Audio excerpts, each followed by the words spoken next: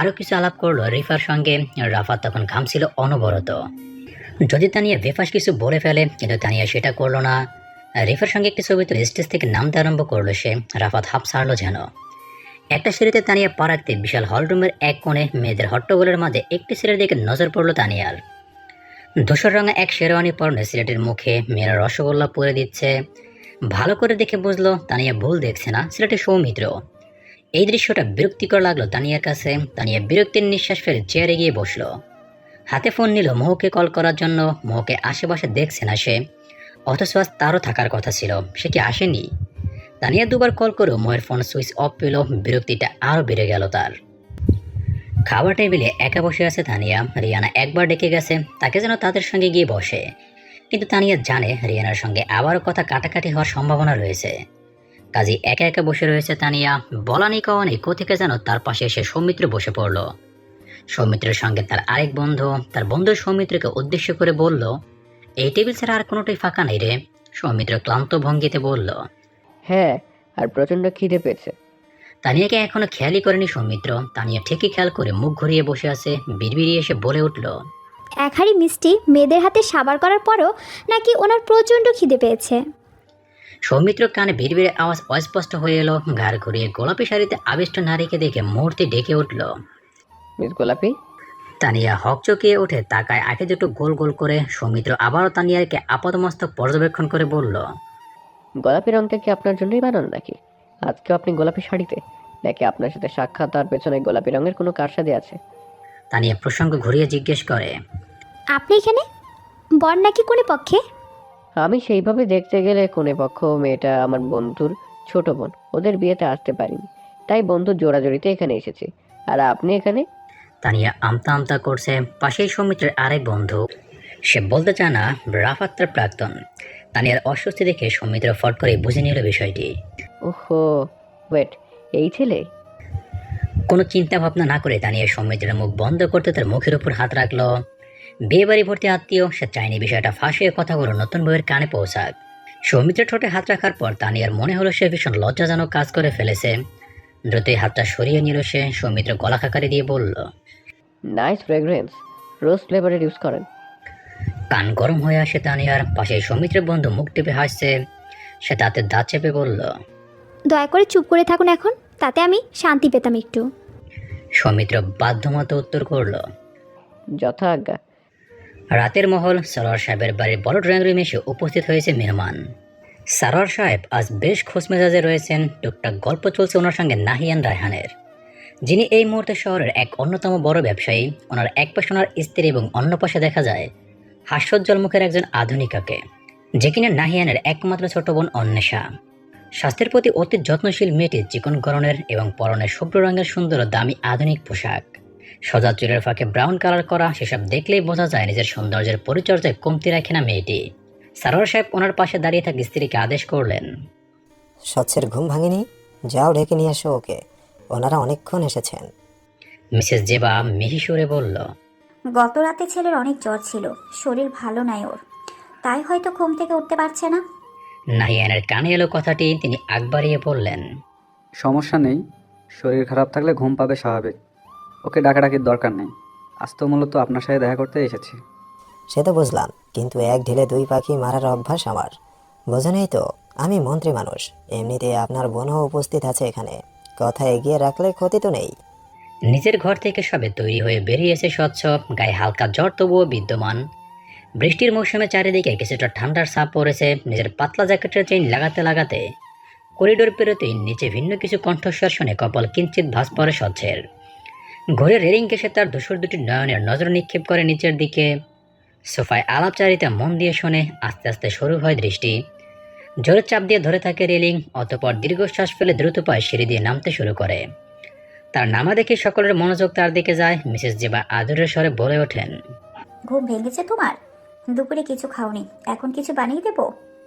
স্বচ্ছ মায়ের কথার জবাব দেওয়ার সুযোগ পেল না। সারোয়ার সাহেব শুধালেন, কোথায় বের হচ্ছ তুমি? একটু বন্ধুরা ডেকেছে।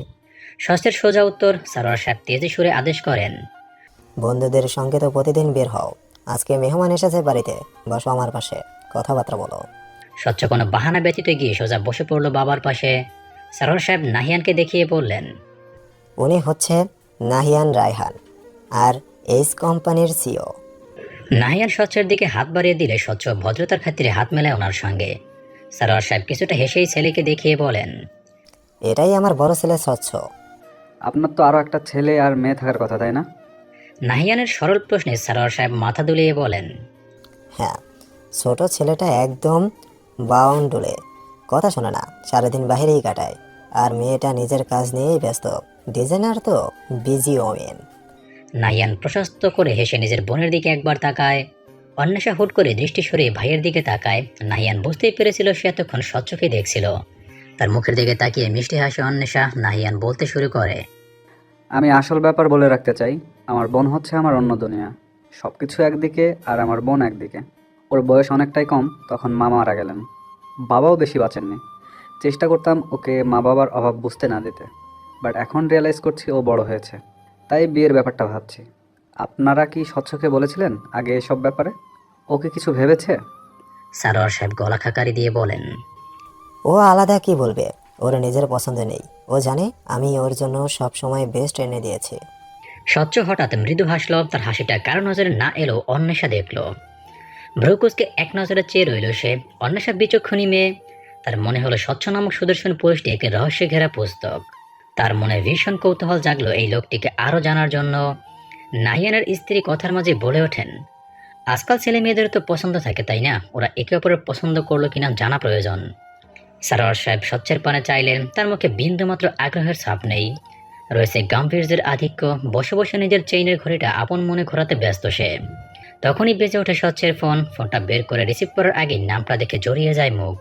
কল রিসিভ করে কানে ধরে চুপ করে বসে থাকে। সকলকে বিস্মিত করে দিয়ে উঠে দাঁড়িয়ে পড়ে। কিছুক্ষণ আগেই ভার চোখ মুখ মুহূর্তে চুপসে যায়। নয়ন দুটি বড় করে ফেলেছে।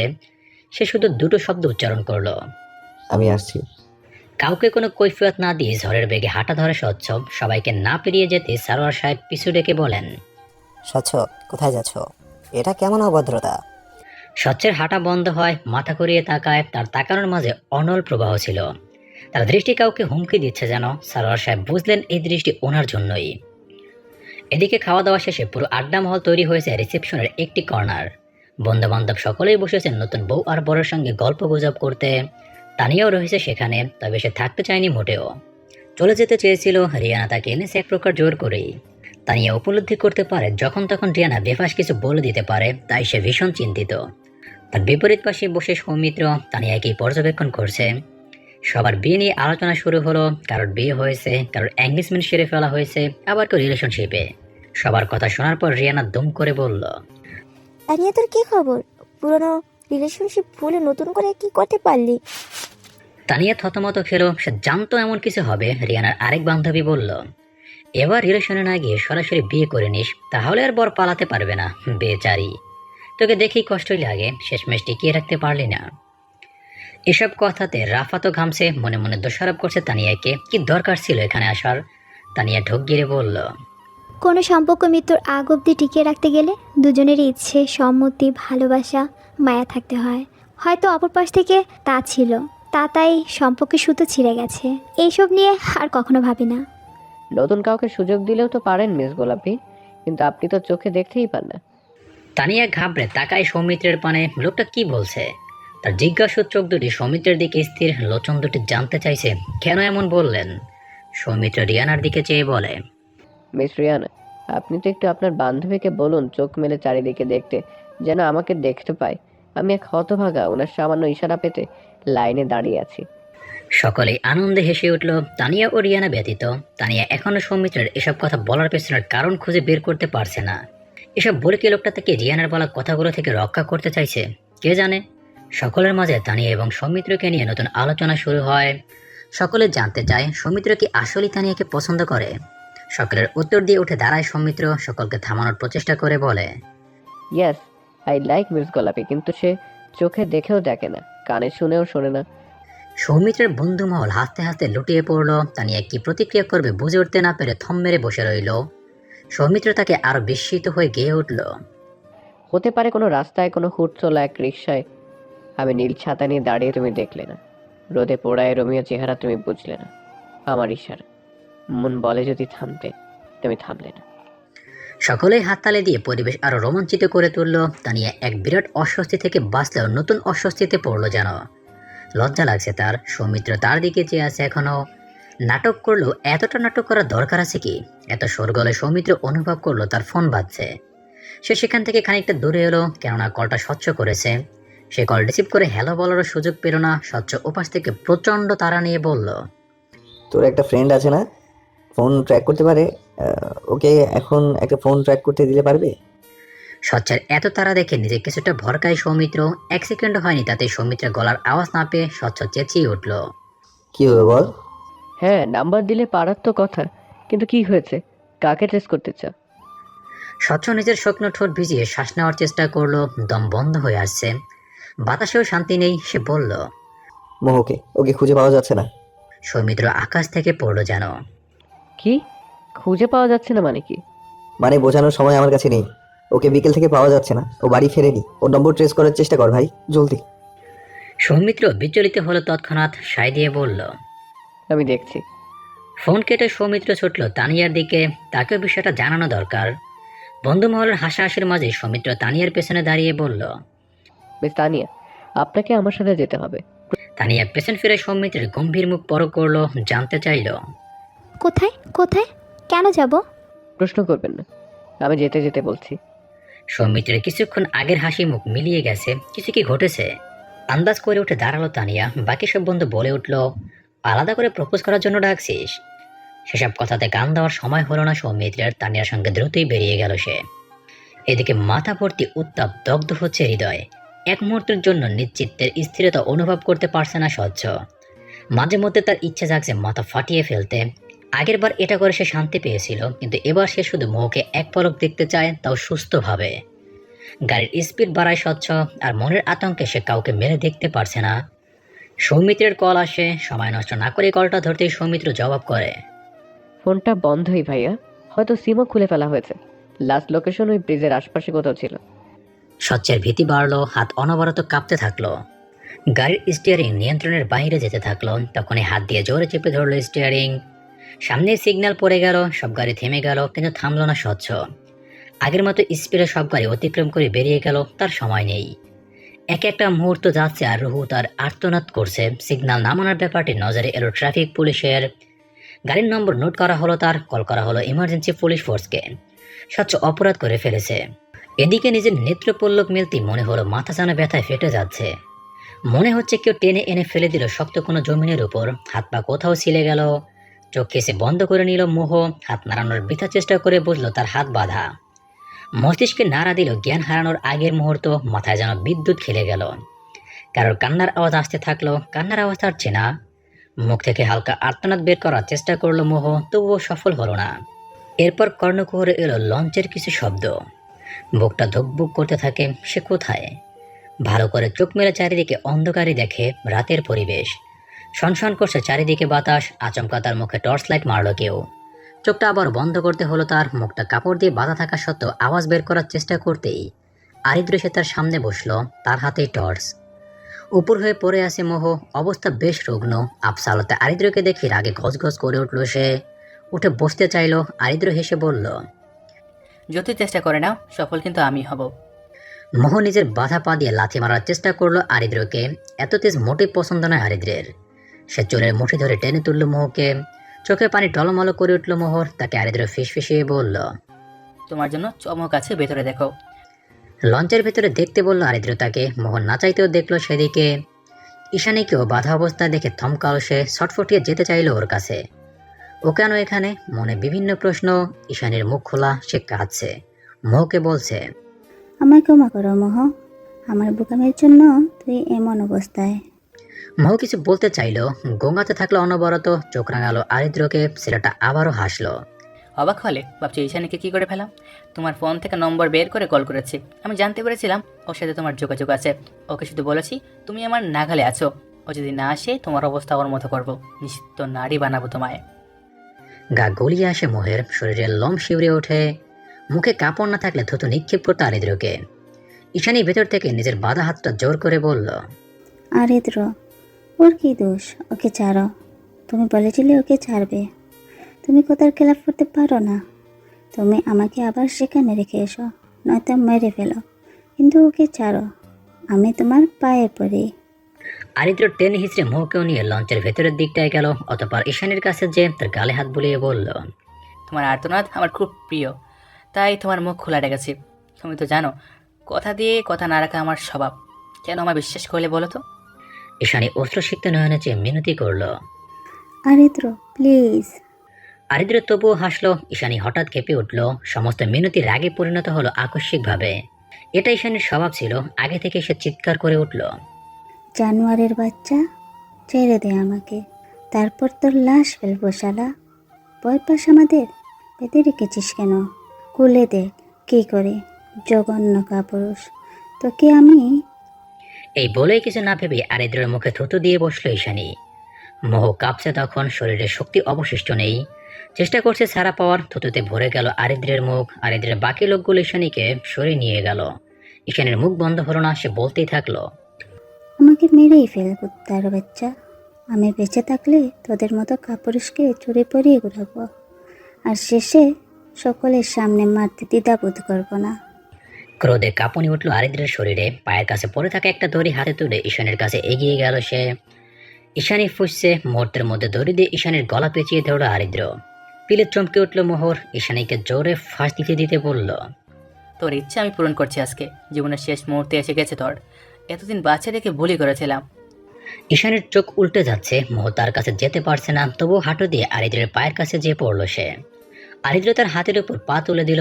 আর্তনাদ করে চেয়েও পারল না সে। দেখল ঈশানী ছটফট করছে, তার চোখে বাঁচার আর্তনাদ রয়েছে। হয়তো নিশ্চয়ই সে শেষ মুহূর্তে নিজের ছেলেকে ইথানকে নিয়ে সুন্দর সময় কল্পনা করছে। মোহের চোখ থেকে অনবরত পানি ঝরতে থাকে। সে ব্যর্থ, সে অযোগ্য। বুক ফেটে কান্না আসছে তার। ঈশানীকে বাঁচাতে পারছে না সে। কি নির্মম দৃশ্য!